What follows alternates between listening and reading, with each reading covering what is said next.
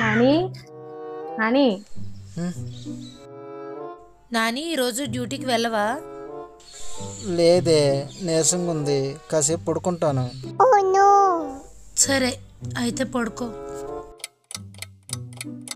నాని కొంచెం గుడ్లు తెచ్చేసి పడుకోవా?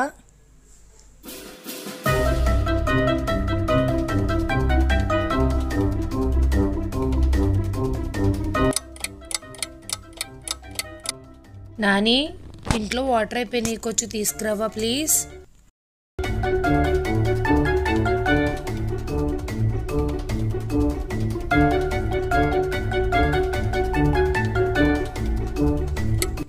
నాని గ్యాస్ అయిపోయింది, కొంచెం సిలిండర్ మర్చి పట్టుకోవా?